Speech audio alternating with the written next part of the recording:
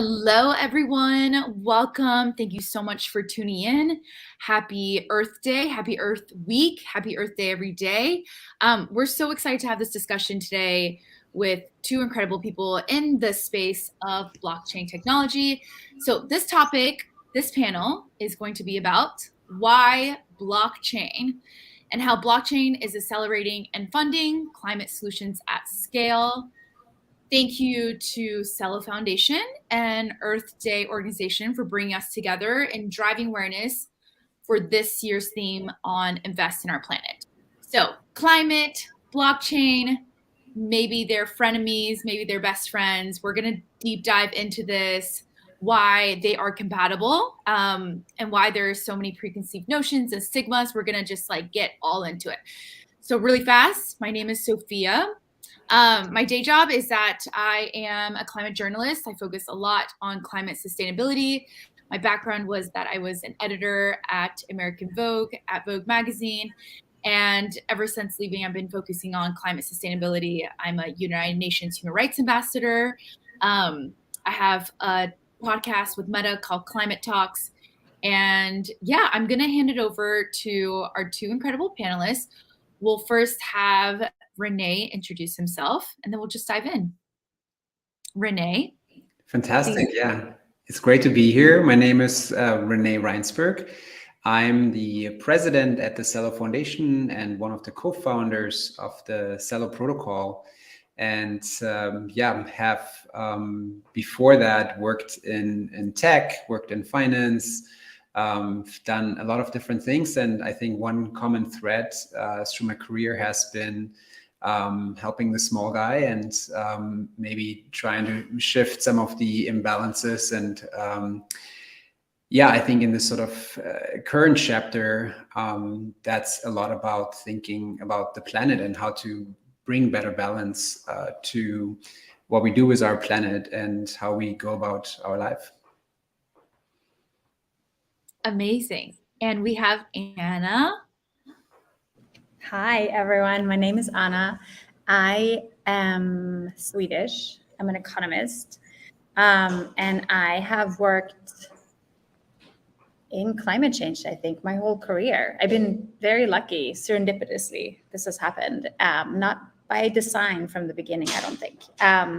But I started out in 2007 in sub-Saharan Africa, in Mozambique, where I was working for the German Development Corporation, doing sustainable biomass, sustainable biofuel, renewable energy projects, particularly looking at energy efficient cook stoves. And then that's sort of gone on since then. I had spent many years at the World Bank doing large scale climate finance, a couple of years at Meta, what used to be called Facebook, where I did work towards the sustainable development goals and trying to support Meta's social impact work through strategic partnerships. And since the summer, I'm the CEO of Climate Collective, which was born out of this incredible world that is Celo, that Renee represents. And it's we're a leading coalition of stakeholders, investors, nonprofit organizations, entrepreneurs, and scientists that are all leveraging trusted and sustainable digital infrastructure like blockchain to unlock verifiable climate action at scale. I'm so happy to be here. Yay, welcome. Okay, so thank you for everyone for tuning in. We want to hear where you're tuning in from. So tell us where you're tuning in from, and also bonus, if you know what ecosystem you're tuning in from, put it in the chat because it's Earth Day. And Anna, I'm actually in your home country. I'm in Stockholm right now. So I'm always jealous of people in Sweden. One day I will be living and working there too.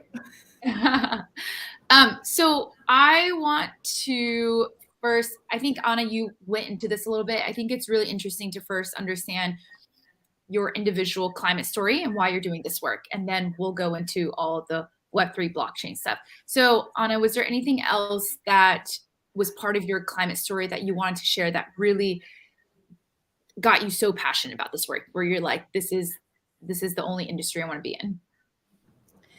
Yeah, I think in the beginning, as I mentioned, I was an economist and I was really focused on poverty reduction and improving livelihoods of people.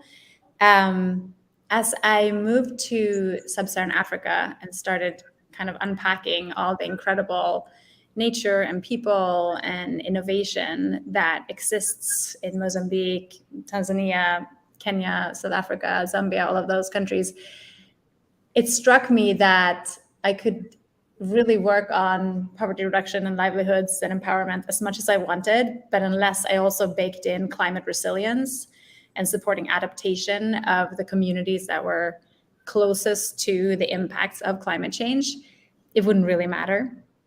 So that really kind of aligned my thinking around climate change, really focusing on climate resilience of people, and also gender. Gender has been a big part of my career as well. Really focused on gender equality, knowing that women have this unique ability to drive action on climate change, but also are really close to the ecosystems that we need to protect to really to move towards a more sustainable and positive future. So those are sort of the two big drivers. I would say the last piece that kind of has been a thread throughout my career is this idea of data and technology. Not that necessarily is the solution, but we need to have data to understand where we are at and what we need to invest in and what we should do next, and evaluate what we did and to see if it actually worked. And technology can really be a catalyst to transform the work of the many and make it, lift it to scale. So I think we'll move into technology shortly, but I think that's really been a piece throughout my career that I think is really important. Absolutely not as the solution or the silver bullet, but really sort of the foundation and the enabler to get to more like global scale, gigaton, if you will, solutions. Yeah, 100%. Like there's nature-based solutions and there's tech-based solutions that can scale these nature solutions. Okay, Renee, what is your climate story? Why are you doing the work that you do? You're in Berlin right now, but what got you to this point?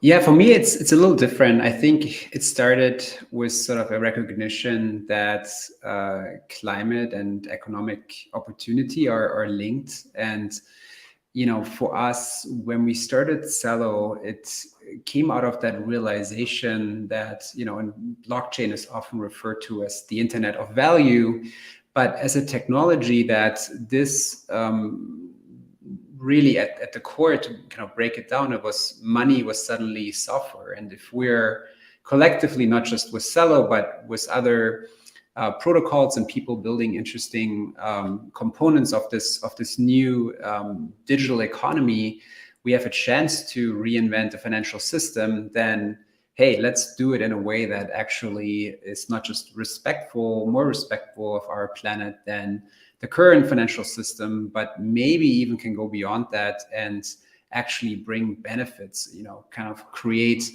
you know, in some ways positive externalities for our planet. And I think once that, you know, once we realized sort of that core concept, I think it really got us thinking and very excited about all the different ways that you could tie, in a way, not just climate action, but preservation of natural assets into, you know, a new digital economy. And I think that's today, when I look at what Celo is becoming and all the different projects that are being built on Celo, I see a lot of those early ideas much more well formed. And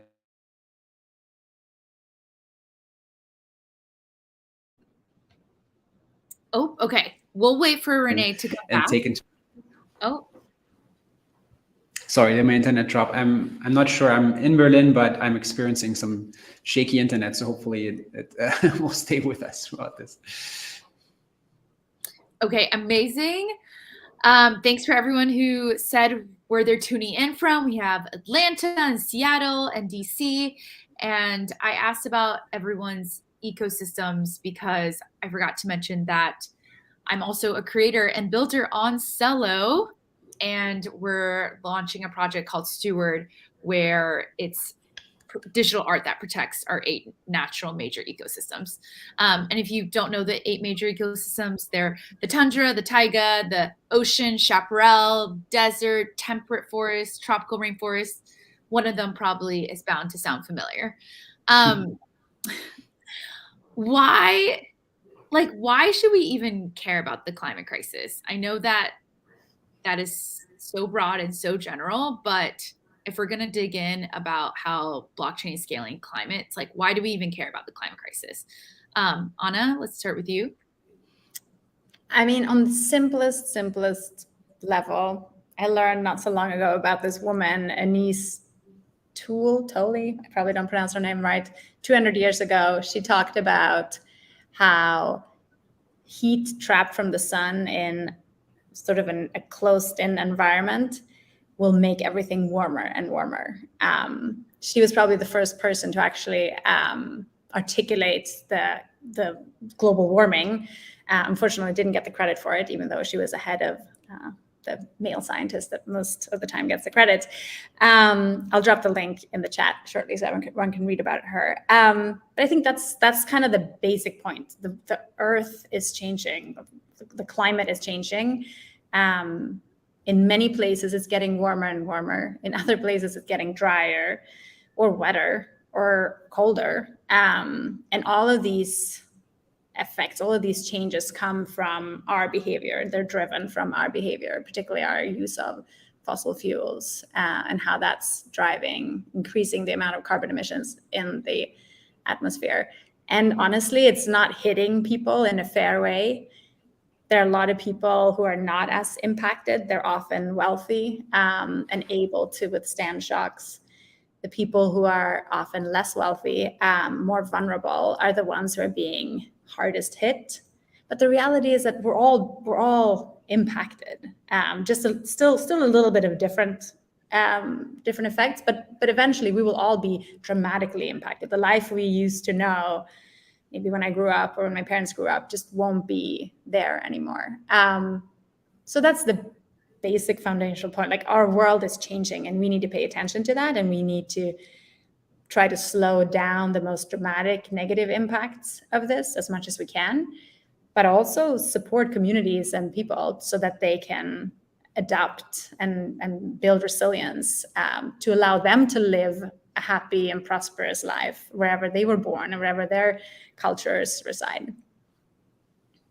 Yeah, beautiful. Renee, anything else? Why should we care about the climate crisis? No, look, 100% agree. I mean, and it's threatening people's habitats, right? That's like, we're really, I look at my kids and how much they love animals, and almost every painting they draw is like of an animal, right? And there's going to be a lot of animals that are already, extinct, and many more that are going to be added to the list. And these things are irreversible, right? And so as much as we hope that there's going to be a technology that's going to fix some of this, right? It's kind of like, like there's an urgency here that I really feel too few people still are maybe feeling or really recognizing. And yeah, I think to me, it's kind of looking at it holistically, but then, things where we can concretely help is really, trying to find ways to support the communities that are most heavily hit right now by the effects of this. And to Anna's point, they're predominantly in the global south, right? And so there's definitely also an element of fairness that or frustration coming from that, right? That I think people are really feeling. Yeah, these injustices, these global injustices.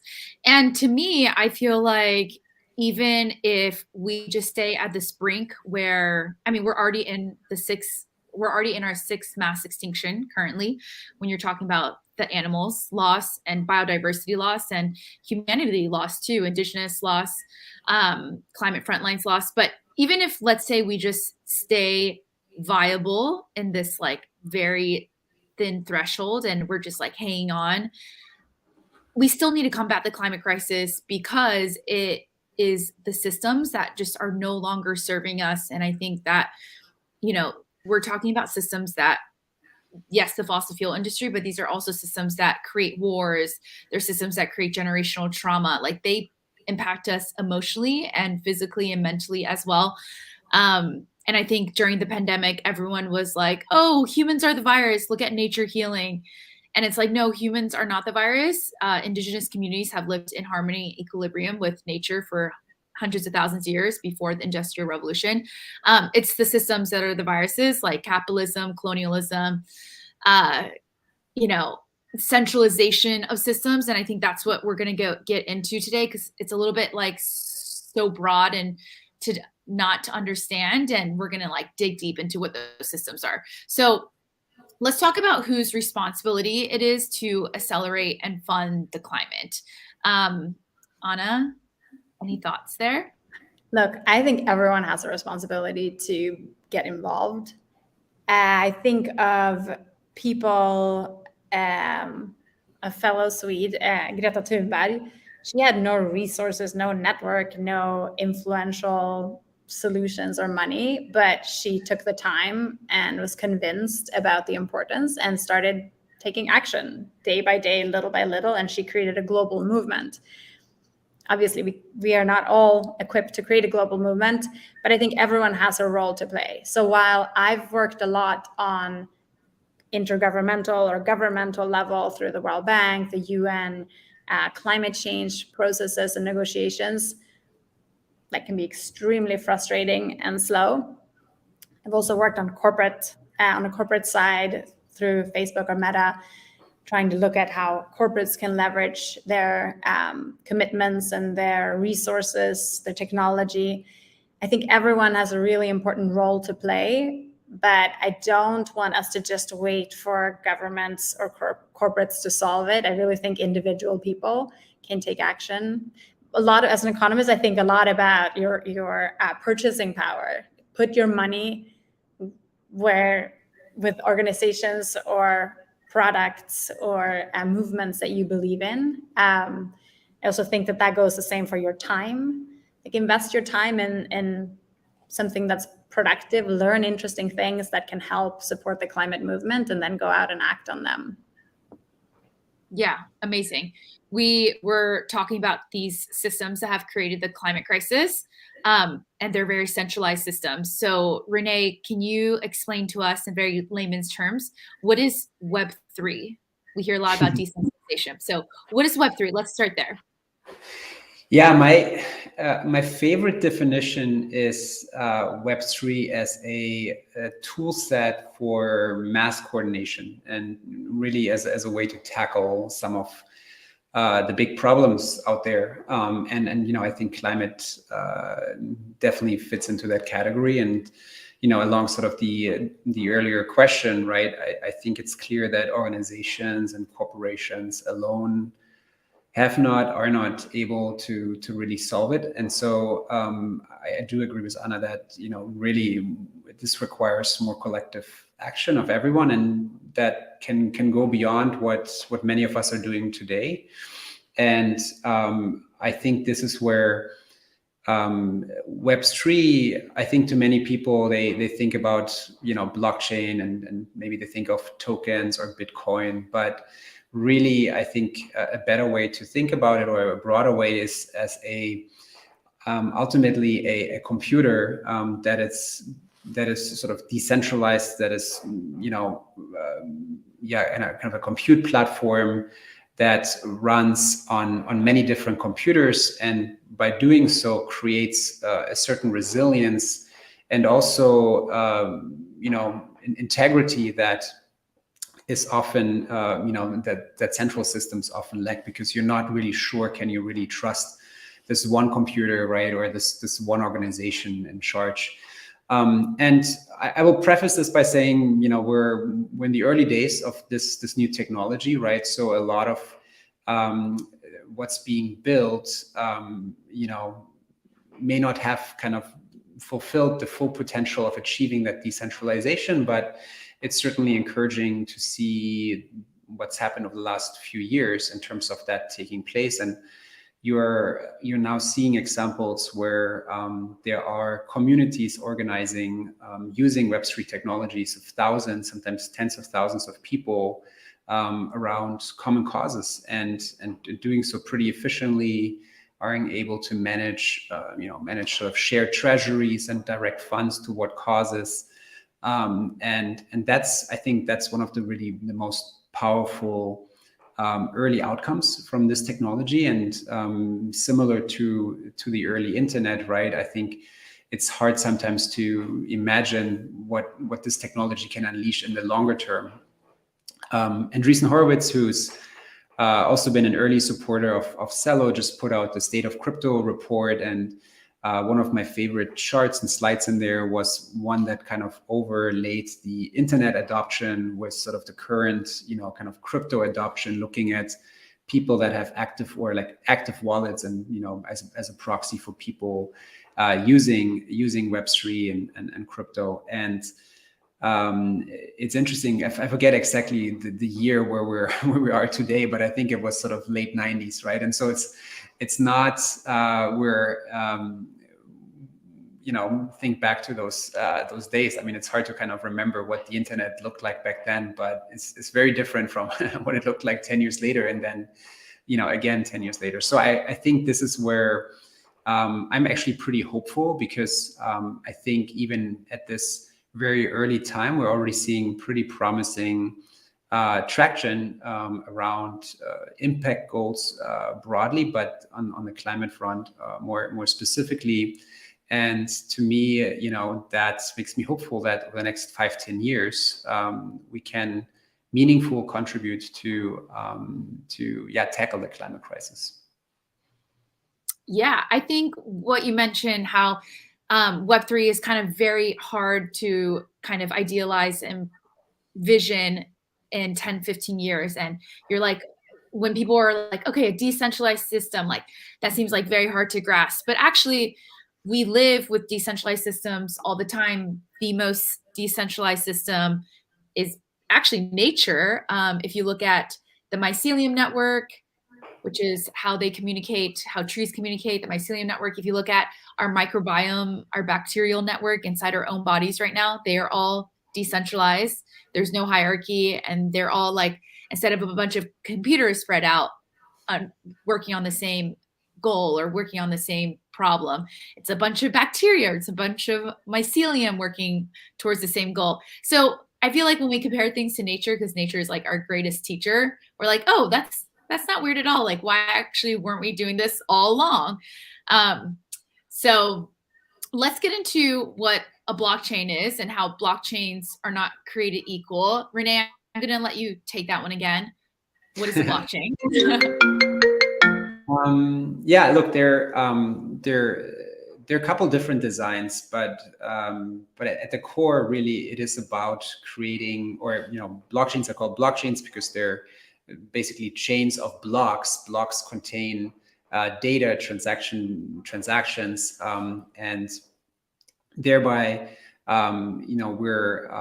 we're basically creating a system that captures information that's visible for everyone, right? So you do have that kind of one source of truth that oftentimes people refer to the benefits of transparency and having sort of kind of this immutable ledger where everything is being recorded, and I think that's pretty much at the core of really every blockchain. And then there's different types of implementations in terms of how those blockchains are actually kind of doing, like, processing those actual transactions, and how scalable they are, and what kind of features may come with it. And you have, like, probably the simplest design was sort of the first one was Bitcoin, right? Which in its simplicity also comes, there's some value in that, and so many people think of Bitcoin these days as kind of a digital gold,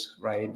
But then a lot of the newer blockchains really come with a lot more functionality in terms of what is possible to build on top of them, and so people I think tend to refer to them for the most part more as kind of these supercomputers in a sense, that are able to to effectively provide kind of also compute capacity. And so I think for anyone here who's kind of hearing about this for the first time, I think there's maybe one more thing to address specifically to climate, which is oftentimes, blockchains in the media get kind of a bad rap, how, energy inefficient they are. And, I think that's probably a more complex discussion when it comes to Bitcoin and the use of, renewable energy for Bitcoin mining, which is, like there's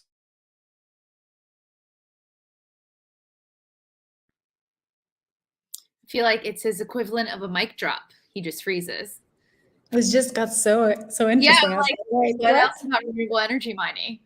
Okay, well, Am I back? oh, you're No. back. You're back. I mean, this is magic. Okay, we need to first solve the internet before we can move on to Web3. But at least here in Berlin. And then, the more modern blockchains, they work in a different way, which is referred to often as proof of stake, which actually from an energy perspective is actually much more efficient. And I think beyond that, one can take actions to even kind of minimize that kind of footprint. So really, I think to me, when I read that, I often roll my eyes, because actually compared to the infrastructure required to move value right around the world or kind of run complex programs, my hunch is that blockchains are many times more energy efficient and climate friendly than our current money and compute infrastructure. Yes, and Renee, I know that Celo is a carbon negative blockchain. What does that even mean? And Celo was carbon negative since day one of launch, which was 3 years ago, almost to this day. Yeah. So happy birthday, Celo. But Yeah. what does that mean to be a carbon negative blockchain? Yeah, look, and obviously we thought a lot about how do we create this new, digital economy monetary system that has these positive externalities for climate and planet. And this was before a lot of these applications that are now running on Celo were live, but we were like, well, wait a second. When this is launched, the least we can do is kind of offset the carbon footprint of sort of the validators, the kind of the machines involved in running the protocol. And so that kind of basically that idea was birthed around the time the network launched. And we were the first blockchain that did that. We're actually, we forked Ethereum, which at the time was still proof of work, to make it proof of stake. So already getting a massive improvement from an kind of energy kind of perspective, but then went beyond that and actually programmatically kind of had a proposal that passed to offset the footprint of the protocol. But really, when we look at this now, that's just the very tip of the iceberg of what one can do when it comes to this technology, and really what we feel everyone should be doing. And so this is a little bit of a plug for Ultra Green Money, which if you go to the website ultragreen.money, you can see all the details, but was announced this week, for Earth Day to actually show what more can be done, and how not just we can do the offsetting for sort of the infrastructure, but we can go one step further and say, hey, every transaction that happens on the network can actually have positive climate action, and have the protocol itself and this infrastructure itself become a demand driver for positive climate action. And I think that's something I'm personally super excited about. Our community has been very excited about, and it's happened in partnership with the Climate Collective and many others in the ecosystem that really makes me happiest, because it's not a one company thing. But again, this speaks to the earlier point around kind of mass coordination. Really, it really takes a lot of different organizations with different expertise and building different pieces of the puzzle coming together and contributing to this. And again, it's still early days of Ultra Green Money. But I can see that also become really a force for change. Okay, so we learned that all blockchains are not created equal. There's proof of work, there's proof of stake. Those are the two main ones. Anna, can blockchains be sustainable, and how can that even be possible? Yes, I mean, great question. And I'm not going to lie, when I first started talking to some of the founders of Celo, and they asked if I was interested in coming over and doing more climate-focused work and building climate communities, I was like, wait, blockchain, hold on. How does that add up? So yes, I've done my research. I've learned some. I still have more to learn. But I think, first of all, I think we should leave it to the experts. There's a really incredible WEF working group, World Economic Forum working group, that has spent the last couple of months figuring out, like researching and building out examples. Actually, I'm going to drop the link in here. Maybe someone can share it. And that's a great report that just talks about how can blockchains, are blockchains environmentally sustainable? How can they be more environmentally sustainable? How does this all kind of connect? So Renee already explained, right, that there are different ways of sort of proofing the work.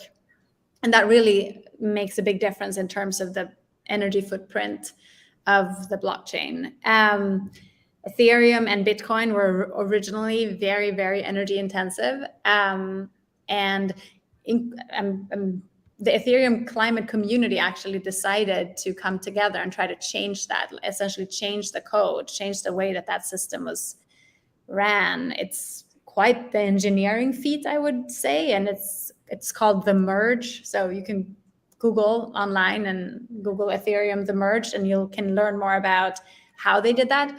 But that's to say that Ethereum has now moved over to also be a much more climate positive blockchain. The WEF report really talks about the different aspects, so I don't think I should kind of dive into that. But what I will say, having worked on particularly in energy systems around the world, Latin America, Caribbean, Africa, Asia, as part of my time at the World Bank, I think of blockchains almost as almost like a really smart database, a boring database. And one of the things that's really interesting is, central to climate change and the world's ability to decarbonize, to sort of change the way our economy is working to be more aligned with the goals that the world set out in the Paris Agreement, is what's called the energy transition. So one of the biggest drivers and one of the biggest opportunities to actually clean up our climate footprint as the world is to address the electricity sector above all. And blockchains can be really helpful here. They could help improve the energy sector by enabling more efficient and secure transactions, but also supporting other industries' decentralization and encouraging the use of renewable energy sources. Blockchains also has this really interesting feature that's called smart contracts that we most of the time talk about in the financial kind of crypto space. But smart contracts are also a really interesting tool when we think about, for example, in Germany, where Renee is, where there's a lot of individuals who are generating renewable energy, maybe through solar or demand response solutions. Smart contracts can help you feed that greener electricity back into the grid and get rewarded for that. So we don't have to just wait for utilities to clean up their act, but we can also actually, as individuals, create more decentralized system where we all contribute and are all trying to be a bit more greener in our day-to-day life. And then blockchain is an incredible tool to just track those transactions. It's the boring part. It's like the really boring accountability tool. But I think it's a very powerful part of blockchain's contribution to climate. Yes, and necessary. I was explaining it to a kid, if we're going to do nature analogies all day because it's Earth Day. I was explaining to a kid that a blockchain is like how tree rims, like you could see how old a tree is because you could see each year is like a rim. And then if you go and test that rim, you can see like what temperature it was, or like the climate and how much rain it got and how much nutrients it had. And it's all there in the tree rim. And like there will be multiple rims for every year. And it's tamper proof. And which it's is so cool. Exactly. Yes. No one can go into a tree, chop down the birch tree and be like, wait, let me change the rings a little bit. Like those 5 years in the 80s were not so good. I'm going to change how the rings look. No, you can't do that. Like that's the makeup of the tree. And this is what I really like with blockchain. So also coming from like the international climate negotiation level, you know, there's a bit of a race to the bottom. Like, should I, as a country, really commit to more ambitious climate goals if that country isn't doing it? Or I heard that country said last year that they would, but I bet they didn't. I don't believe. Or even corporates, right? Greenwashing. Corporates saying that they're doing something green, and we're not sure if we always trust it. Yeah. This is a great tool to transparently show what you did without tampering with it or changing it afterwards. And then even if corporations do transparently show numbers, they will cherry pick the data to make sure that the numbers they show you are projecting like a more positive, optimistic viewpoint of their company. With the blockchain, you can't cherry pick anything. It's just accessible. It's like, it's all there. It's like on your report card to your parents and you like cross out the C's and you're like, I'm only going to show you the A's and the B's. And it's like, nope, we need to show the full spectrum. You can cut off the bottom part. Like, this is a shorter document this year, Mom. I don't know why. Yes, like show the full data. Okay, let's talk about climate funding because there's a massive climate funding gap. That's actually why STEWARD exists, is to close this climate funding gap. So the climate receives less than 2% of all global philanthropy. And it's actually the least charitable cause of any charitable cause. So, but which is kind of crazy because climate and the climate crisis is the thing that everyone agrees is the most threatening, is our greatest threat today. So how can Web3 scale and accelerate these climate actions at scale? Renee, we'll start with you.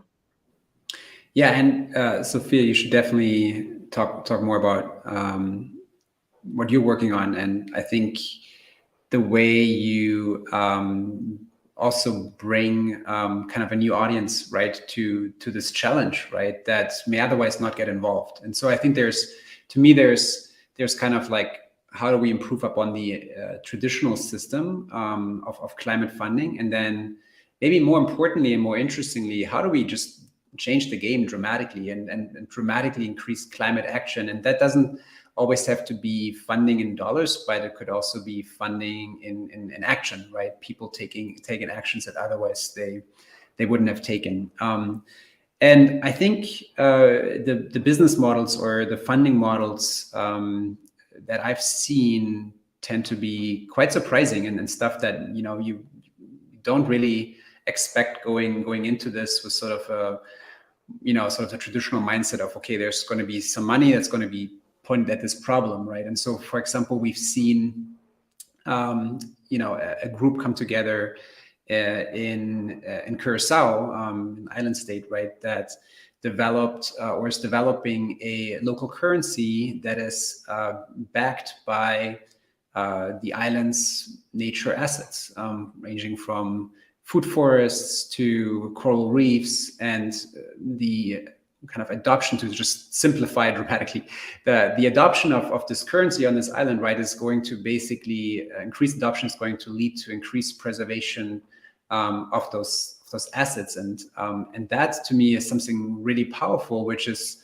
in a way preventing or in some cases creating these nature assets, right, or preventing those nature assets being exploited, right, and so that is pretty interesting, because there are new economic models that don't require someone somewhere to write a check, but help kind of turn the nature assets that exist to be useful to the communities that already steward them. So that's pretty interesting. I also think that, to where we started in the beginning, where the question was, hey, how do we get everyone to participate? There's a chance now, right? This is the consumerization of climate action, in a sense, where yes, everyone can take action. I can buy offsets. I can kind of participate in climate games, right? That where I get rewarded for taking positive climate action, whether that's kind of, instead of taking the car to work, I take the bike, right? Or maybe I collect trash, plastics, so that there's all kinds of really new applications coming up that I think also just stimulate people that already have a desire to take action, to do it or to do more of it. And I think that's really powerful, not maybe at like a small scale, but, again, if we go back to the kind of mass coordination element, right? And suddenly this kind of becomes a global movement and something that can spread using the internet. It can really quickly add up, and to me, that's pretty exciting to see what people are building around that. Yeah, I think it's important to note, to re-emphasize what you're saying, is that sometimes scalability is not just financial scalability, it's action and showing people that there is autonomy and agency in it. And also Yes. just behavior shift is super important. So for the longest time, we've been told, like, I am American, so we've been told, 1 USD equals $1, and we haven't been, the American currency, like USD, hasn't been backed by gold in decades, but we just all collectively agree that the USD is worth this much. And why don't we put that same asset onto nature? There's these incredible studies that say if we have countries compare countries, their GDP actually on how much emissions they take in, the Bahamas Island would be one of the wealthiest countries in the world because they have so many mangrove trees and just carbon sinks that absorb so many emissions. So that's incredible to think about, is like this behavioral shift and this financial shift. Anna, what are some other really incredible and interesting, innovative Web3 climate impact use cases that you've seen in this space? It's a great question. I think when I think about climate change, I think about three sort of main drivers or mechanisms. So one is around coordination or collaboration. One is really around incentives, to incentivize action. And the last one is around trust. If we don't have trust in actions or in our own impact, people lose interest. So I think there's a role for blockchain to play across all of them. We already talked about blockchain as this boring accountability database where we can track the rings of the trees, right? Who did what and how what impact did it have? I think the other piece there is also we have a lot of really smart individuals, creative minds from all around the world. If we can articulate where we are and what needs to happen, many of them can have a more bite-sized translation to the problem and can act on that. People love to problem solve. And I think if we can coordinate among us the big task there is to do something about climate change and start slicing it up into smaller pieces, then we can post those to different groups or communities or professionals or individuals in the world, and they can start solving something that is more bite-sized. Blockchain is a very good tool for that type of coordination. On the incentive piece, I'm actually really excited to hear more about your work as well, Sophia. I know about it, and I've been very excited to sort of see it come to fruition. So I think you should talk about the incentive part. The only thing I will say from my side is we have a lot of money that goes to climate today. I don't know if it's always used the most efficient, but I think there is something to be said about making investment into climate more attractive for investors. We can't just wait for mission aligned or impact money to go to climate. We need to make sure that it is financially attractive to invest in climate positive products or projects. And I think about this, some countries, for example, have put taxes on really sugary and really unhealthy food.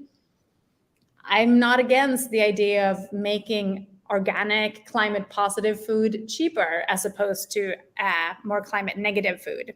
I don't think we're there as a society yet, nor do we really have the data to be able to track this. But with digital infrastructure, we could certainly get there. Then the last piece I'll talk about is trust. And I think trust is really, well, we already talked about this issue of, wanting to trust what corporations are doing. And before I wrap up that thought, I just want to say that we should acknowledge that the corporations that are actually doing something about climate change and are talking about it are the leaders. We often tend to say, oh, I saw that you invested in this tree project in Angola, and I'm not sure it actually saved all the amount of trees that you bought carbon credits for. And I think that is an important conversation, but I think we should be more aggressive against the companies that are not taking any climate action versus bashing the ones that are trying. With that said, I think the last piece around trust is another area where blockchain can be so impactful. We have a lot of members and grantees in the Climate Collective that are working on digital monitoring, reporting, and verification, so digital MRV. It's just using cell phones and individuals around the world as inputs to creating really climate positive projects, sometimes collecting data, sometimes collecting samples of water quality or seeds, or recording animal sounds in a forest to make sure that there are new animals coming in there that are actually benefiting from this forest protection project. So I think the digital MRV, the ability we have to use digital technologies, sensors, AI, machine learning, and channel that towards really high quality, high impact climate projects, that's an area where blockchain, for me, will be the only solution going forward. I don't think we will have non-digital technology enabled climate projects going in the future. Yes, amazing. So how STEWARD is approaching this is STEWARD is essentially a digital environmental asset. It's a digital art collection, but it's a digital asset of nature. And we're really trying to close this financial climate funding gap, but also this emotional gap that we have towards the climate. According to Yale School of Climate Change, 70% of Americans are climate delayers. They're not climate deniers, but they delay the climate crisis because they have kids to feed and a job, and it's too much to even bother with. And what I think we forget how much we use tech and how emotionally connected we are. So on average, we pick up our phones 400 times a day, and a STEWARD art piece can be your phone screen background, and it evolves and it grows according to the nature's circadian rhythm, but it also mimics weather patterns happening in that ecosystem. So if there's a wildfire in California or, a flooding in Pakistan, you'll feel a little bit more connected to it because you've been seeing your digital art reflect these weather patterns. That's like the most ideal goal. And we call ourselves we're like the Tamagotchis or the Neopets of climate. For all my millennials out there, we're all obsessed with these little games, and that's kind of a way to do it. So my last question to you both is, what are the biggest barriers to making these projects impact mainstream, especially like the Web3 and climate projects mainstream? And then we'll go to some incredible questions that everyone else here has. Renee, why don't we start with you? What are some barriers? I think it's really for more people to feel urgency. And I think we're not far away from there really being, everyday life choices, right? That give sort of a climate kind of, a choice between something that is tied to a climate positive action and something that's not, right? All the way down at some point, probably to the money itself, right? I'm using a currency that actually has positive climate action built into every transaction. And to me, I know there's a lot of people listening who are maybe early in their careers or thinking about what to do.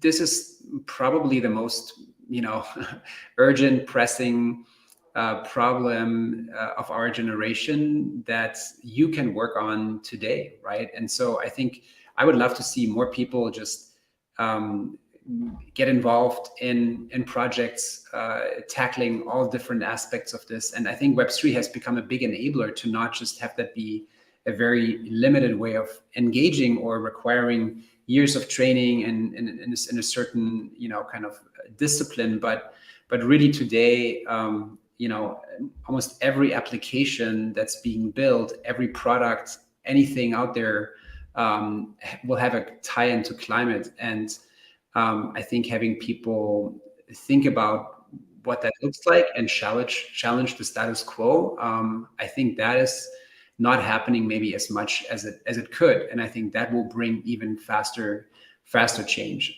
So my hope is that Earth Week really extends into Earth Year, and this is a conversation we're having year round, and just get really the smartest people in the world just focus on this full time and apply it in their day-to-day and in their jobs. Yeah, I love that. And I love this Mary Hegler quote where she says, you could either be overwhelmed by the situation or fall in love with the creativity of the solutions. And in the Web3 space, there's like such a multitude, infinite solutions. Anna, for people who want to get involved, like on a day-to-day level, what can they do to participate in climate action with blockchain technology? How can they get involved? There's so many ways to get involved. I mean, anything from, and take this from a non-techie. I'm not a data scientist or a coder. I'm a practitioner and a humanist. So I think there are lots and lots of great ways to get involved. Obviously, I fell in love with the mission and the projects that are working on Celo. So I would encourage everyone to check some of those out. There are a lot of entry-level opportunities to try some of these technologies out and get involved in projects, both through hackathons and camps and accelerators, but also for people who might have a job already and who are not ready to sort of become a Web3 builder. You can support a lot of these projects by engaging with them.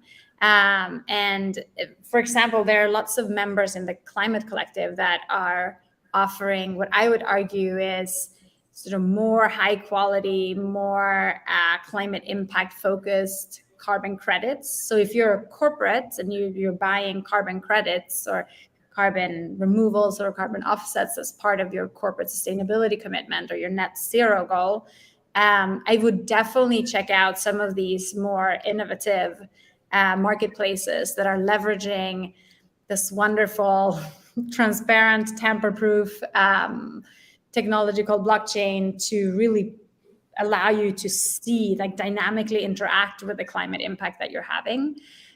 I also think that there are lots of voices. We need to hear from the people who are closest to climate. I think finding ways to empower the communities and the individuals who are feeling the impact of climate change day to day, if that's lack of tree in parks in your community, or if it's constant floodings, all of those climate impacts can be solved and can often have blockchain projects that can help create funding or resources to address them. So I would really encourage anyone that's curious about this to engage with the Web3 community. As someone who's worked in an internet company and a tech company before, I think sort of the internet 3.0 is where we're all going. So for young people particularly who are curious about this, definitely jump in and engage, because this is sort of the evolution of internet as we've known it, and apps and social media and all of that. So I would get involved, learn, try it out, and reach out to any one of us if you're curious and learning more. Yeah, thank you, Anna. As STEWARD, we always say that, the blockchain technology is decentralized, but still everything else in the space is quite centralized. The capital, the equity, the engineers, the demographic of people who are in it, they're primarily white males. No offense, Renee.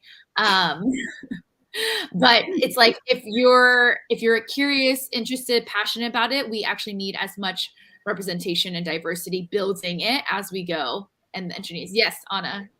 just a quick plug. We have a report that's coming out on Monday and has some really interesting stats actually around what we call refi. Refi is this regenerative finance movement. So if you think of people who are working in Web3 and are focused on climate, they would often sort of associate with this refi community. Where we surveyed a lot of refi projects, and I would actually very proud to say that a lot of them are a lot more diverse and a lot more geographically diverse in terms of their founders or their members than your traditional climate tech solutions. So yeah, that's lots of excitement, some stats coming out next week.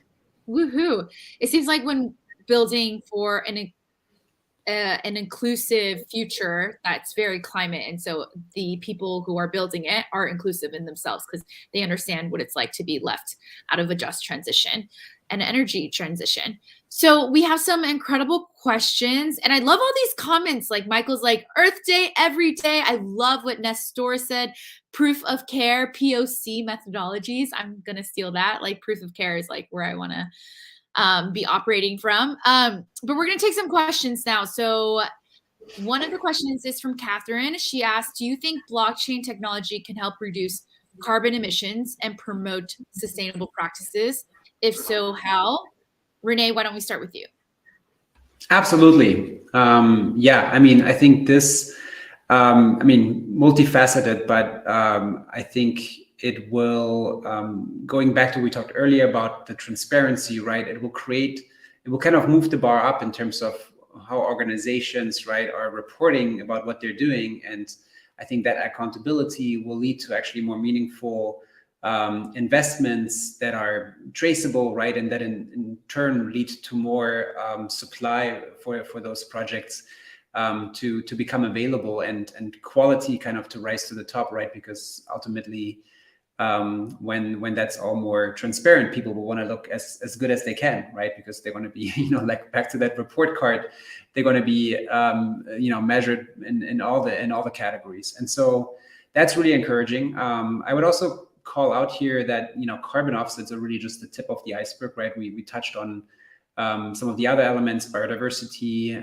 methane, right? I mean, there's a lot more happening, and I think carbon is often the thing that is sort of most talked about, and certainly voluntary carbon markets are well developed, and so to me, this is another area where we'll likely see some of these markets and some of these other assets, or however you want to describe it, be kind of Web3 first, right? So it's not, there's no market really for biodiversity today, right? And there will be in the future. I totally see a future where we have that be something that those certificates, that transparency will also come on chain and will be something that can be rewarded, right? Can be kind of treated as an asset to the people, for example, kind of helping preserve biodiversity, to be rewarded for that work. So that's already exciting. I forget the second part, if there was a second part of the question, but yeah, some of the examples where that's happening today is, for example, by some of the members of the Climate Collective that are bringing these assets on chain, allowing for very easy programmatic offsetting, or allowing other applications to build that functionality into their applications, right? So you imagine you have a website that's selling flights, right, and actually wants to kind of prove that they are directly offsetting the carbon emissions, and do so by directly kind of purchasing an offset that relates to a flight, and showing that, right, demonstrable. So that's, I think there's lots of these kind of examples which are now possible because we have the building blocks, and these assets exist in a much bigger financial ecosystem and can be built with. Amazing. Thank you, Renee. Anna, did you want to contribute anything to that? Well, maybe just to say, I think there are direct impacts and I think there are indirect impacts. Like the direct impacts are the ones, that STEWARDs, for example, that you talk about, Sophia, that is a solution that is directly built on blockchain and is enabled by the incentive structures that blockchain or Web3 enables.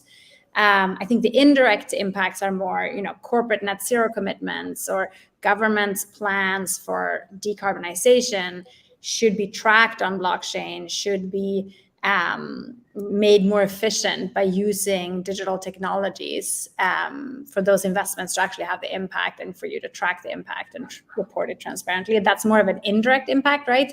So it's not like the blockchain itself goes into the ocean and pulls out the carbon, but blockchain can enable the investments and can create the trust and the coordination in the world so that we can get money to fund a specific company that has a technology that can go in the ocean and pull out the carbon, as an example. Yeah, it's a tool. And I think a lot of people forget that blockchain is meant to be a tool that is more efficient. And people think, oh, like blockchain is going to take over everything. But like just because the TV was invented doesn't mean the radio went extinct. Just because the airplane was invented doesn't mean the train went extinct. It's just different tools to efficiently do what you're trying to do and get to a common goal. We'll take one last question as we wrap up here. This is from Madison, who asks, aside from accountability, how else can the transparency of blockchain and Web3 motivate all sectors to incorporate climate-friendly solutions and or alternatives into their daily lives? Anna, let's start with you, actually, and if you have any thoughts here. Yeah, I mean, a quick example is just coordination amongst people or coordination amongst institutions. So the transparency is really impactful, obviously, but then there's also this notion of coordination. And I think in the traditional financial system, we've had centralized nodes that are coordinating and controlling all that we do in if we pay with a credit card or if we have a bank account and it's a very formal and centralized system. I think there's an incredible role for blockchain and decentralized finance, which we actually haven't talked much about today. This is a whole different area that's super interesting, where decentralized finance is essentially a tool to provide access to finance, access to financial solutions, savings accounts, or ability to pay digital or do e-commerce for the world. What is it? I don't know how many millions of people that are unbanked today. So if I think about emerging markets, bringing emerging markets, individuals from emerging markets onto this global economy, I don't think we should sit around and wait for traditional banks to kind of trickle their way down to these communities. I think we should have bottom-up solutions that can serve these communities in a much better way, and they are often built on blockchain. Yes, thank you. Renee, anything else to add to that? How else can the transparency of blockchain motivate all sectors to incorporate more climate-friendly solutions? Yeah, to me, I think it's also driven by consumers, right? I mean, I personally, if you give me the choice between two otherwise equal products or similar products, I'll pick the one that comes with the positive climate action, right? And so I think if we make it easier for people to build products that have that built in, I think then it really comes down to everyone, right, to choose the products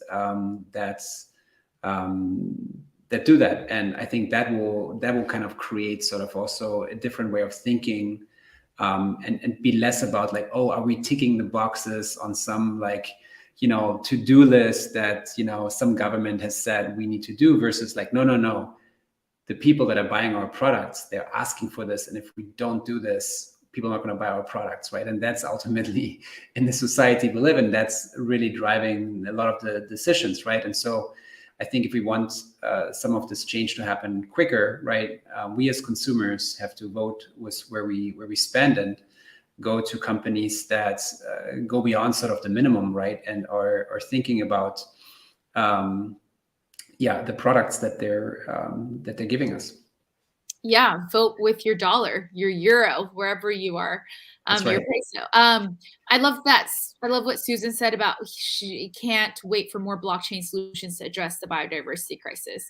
Anna, is there any this is the last question. Is there any use cases you've seen that are doing this right now in the Web3 space, specifically on biodiversity?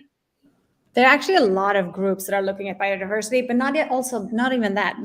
Beyond biodiversity, we're also looking at mixing what we call refi, regenerative finance, and DeFi, decentralized finance, in thinking about direct payments for ecosystem services. This is something that a lot of our big organizations, like, charity organizations, the World Banks, NGOs, etc., have struggled with. How do we get a small trickle of sustainable financial flows to frontline communities that are closest to biodiversity hotspots or other important areas for protection? So we're working with a group called Good Dollar, which is also deploying on Celo. It's essentially a UBI, a universal basic income protocol, and we're piloting some work with them, trying to figure out, can we use the incentives of blockchain to create a small, sustainable financial flow to frontline communities? So that's one example.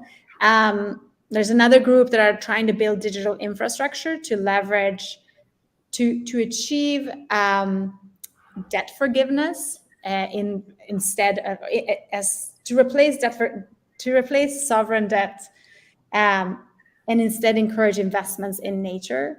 So as an economist, we have a lot of countries that are indebted with a lot of unsustainable sovereign debt. That's not helpful for the climate. It's not helpful for their people or for the world economy. So building digital infrastructure that can help the world to do these debt forgiveness for nature investment swaps in a transparent and credible way is another project that I'm really inspired by. I think in general, just thinking about the notion of digital environmental assets, if we think of ways to protect the environment, we need to create digital versions of them so we know where they are and what they need, and then find ways to track them and protect them and finance them on blockchains. Yes, exactly. Okay, so with that is our panel of why blockchain accelerating and funding climate solutions at scale. Renee, Anna, thank you both so much. Thank you to everyone who tuned in. If you learned something, let us know in the comments. Thank you so much to everyone here at Celo and at earthday.org. Happy Earth Day every day to everyone here. And I hope you all just get more in touch with nature this week and yourselves. We are nature. So thank you so much to everyone. Thank you, Anna, Renee.